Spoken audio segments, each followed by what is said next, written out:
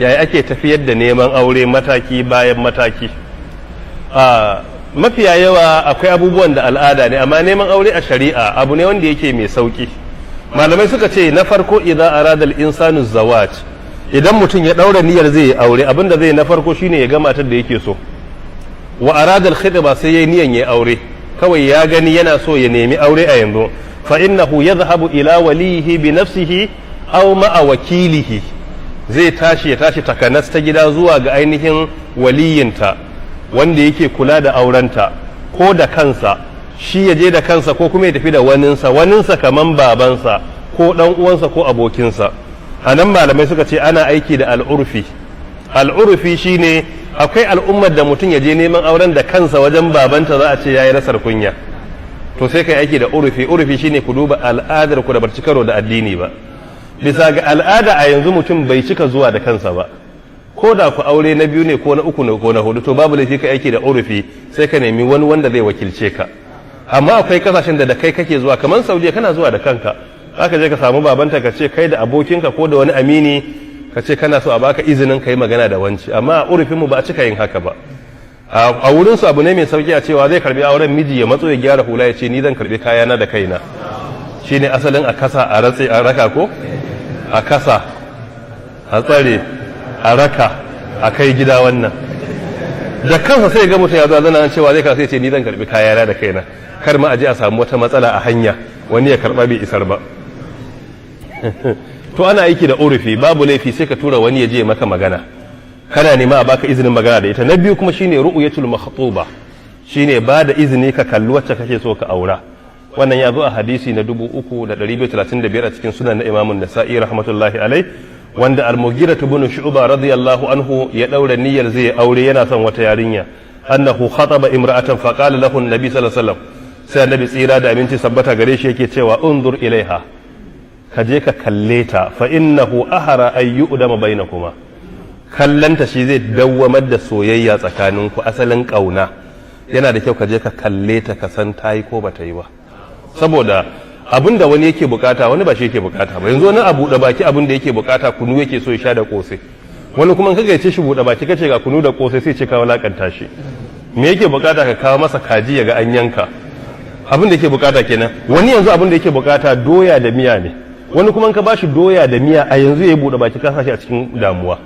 To abin da wani ya ga yake so wani kuma baya bukata. Abin da za ka gani a baka a ce sai ka ce baka so, wani yana gani shikenan kawai an kashe shi shika, magana ta kare kawai subhanaka allahumma wa bihamdika, an gama da shi. To shi yasa ake so a shari'a mutum ya kalli mace, kuma a wurin kallo idan za ta zo ba wai za ta saka hijabi da niqabi ne yadda ka san za ta je ta qiyamul layl ba haka ake ba a shari'a. Za ta saka kaya ta rufe jikinta amma ta bayyana wuraren da ya halatta idan tana wanke-wanke a gida ko shara a gani,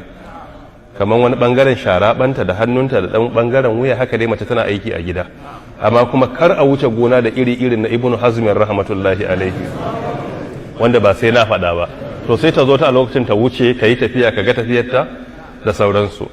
ta dan da dai kunyan haka ta dan bari ka kalla, kowa da bukatarsa. Wannan son baka, wannan son fara, wannan son mai tsawo, wannan son mara tsawo, wannan son mai kiba, wani mara kiba, kowa da abin da yake bukata. To ita ma mace na da iko, akwai abin da take bukata, sai ta kalle ka ta ga kai ko baka yi ba. Wanda za ta ce ni abin da nake bukata mai gemu nake bukata. Ka ga gemun kaɗan kaɗan ne irin na arama, dole sai ka zo a Ramadan ka yi ta Allah ƙara mun gemu, Allah ƙara mun gemu, ya Allah ka sa gemu na ya ƙaru. Sai ka ga arama yana addu'a Allah ya sa gemun sai kai na Sheikh Suddais, Allah ya sa gemun sai kai. To irin wannan ita wata da ke so kenan, sai da ce a ina son mai gemu, matsalar ta shine shin kana da gashi ko wanda shi a ina yi, to bari in baka zuwa ƙarshen Ramadan mu ga me zai faru. Ba wai sharaɗi ne kai kaɗai za ka darje ba, ita ma an ba ta dama ta darje. To wannan shi ne na biyu, amma da dama muna yi wa mata mulkin mallaka, ba a ba su ikon zaɓa. Kai ma yadda za ta yi tafiya gani, kai ma sai ka yi tafiya ta gani. Kana tafiya a tsaye ne ko kamar tsohuwar roka ne, dole sai ka yi. Tana da iko ta gani, ta tambaya me ya faru da kai, me ya faru, na ga kana tsalle, me ya faru. To duk wannan sai ka yi bayani, saboda shi aure mu sani fa cewa aure ibada ne amma ginu akan kauna. Duk inda aka rasa kaunan nan to akwai magana a ciki. Ba wai daidai bane ka ce a kai kawai kai karfin imani ne ka gante ci in astaghfirullah ba zan gadi ba, wai ga maka. annabi ya ce wani ya je ya gani kai ka zo kana wani imani hana ka gani waye gaya maka haka ka je ka gani ta yi alhamdulillah ce ya magana ka ce daidai abba kenan sai a je a wakilce ka to wannan shine na biyu idan ka ga ta maka to wannan akwai matakai da ake bi kala bayan mutum ya ga ta yi na uku bayan ka ga ta yi shine almuwafaqa bainaka wa bainaha dole sai an samu muwafaka saboda akwai abin da zaka ga ta maka ka mata amma babu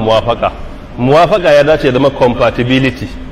ya zama kai da ita akwai wani abin da ke nuna cewa kun dace da juna sai ku ɗan yi maganganu ka gane irin wanda take so ne ko ba irin wanda take so magana saboda har magana akwai irin wanda mutum ke bukata ita sai ka ji muryarta da ɗan taɗin irin wacce kake bukata ne ko ba irin wannan ba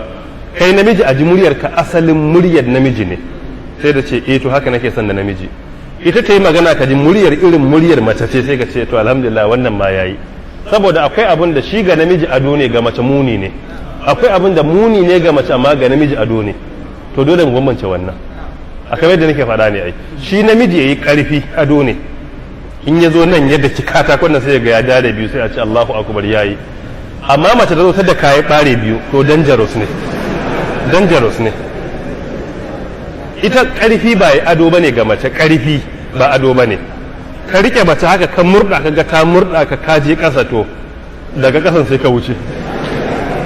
amma in ka rike kana yi sai ta faɗi to shine mace wani ustazi haka yace daidai ne haka ne yayi ina ga kuma wanda yake bukata so a ka'ida idan aka samu muwafaka shine ku yi magana da juna aga za ku iya zama da juna ko ba za ku zauna ba daga ciki akwai magana akan hobby me hobin ka me hobinta yana da muhimmanci in ba ku yi ittifaki wajen juna akan hatta abin da kuke sha'awa a rayuwa ba akwai matsala kai kullun ka zauna kana jin wa'azi ita kullun ta zauna tana bukatan kallon indian film to akwai damuwa so duk wannan abubuwan sai an fahimci juna an yi maganganu an fahimta in aka yi muwafaka haka za iya zama da juna dan sabanin da ke tsakani kai za ka iya adjusting ko ita za ta iya a zauna to sai a je gaba na gaba shine a cikin muwafaka al-maharu maganan sadaki to anan kuma shine zaka ba ta haƙƙinta ne wa atun nisaa sadaqatihinna nihila kamar da Qur'ani ya faɗa su cikin suratul nisa ko ba su sadakin su da mutuntawa din nan sadaki a iya nuna wai commitment ɗinka ne irin da gaske kake yi ga ma kuɗi ya ba irin ba wai ka zo ne kai yaudara ba anan ake gane mai neman auren gaskiya da na ciwa-ciwa shi na gaskiya daga an ce iso kawo sadaki sai ce to yayi sai rika murna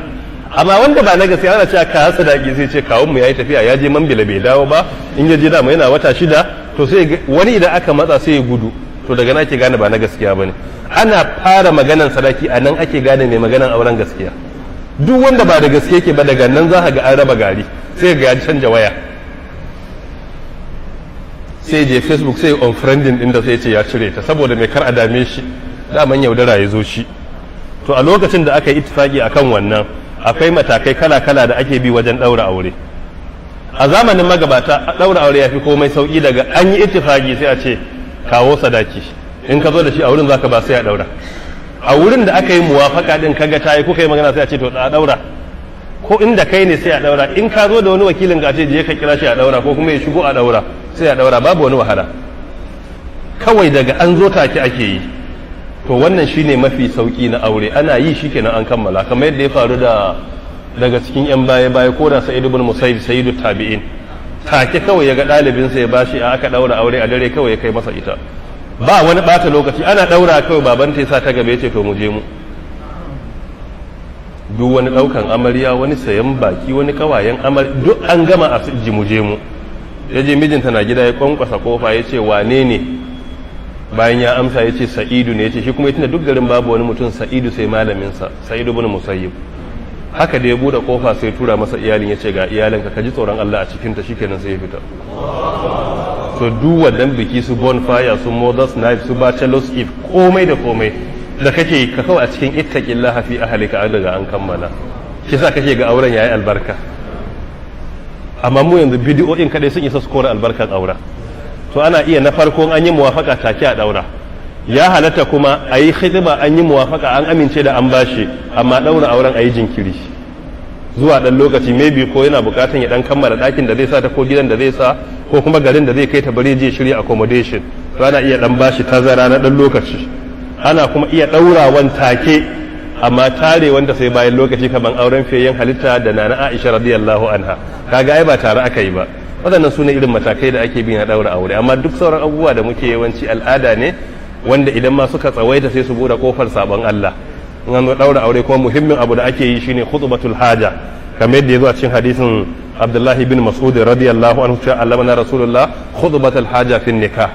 Annabi ya koya mana in za mu ɗaura aure to mu tabbatar an karanta khutbatul haja. Khutbatul haja ita ce muqaddim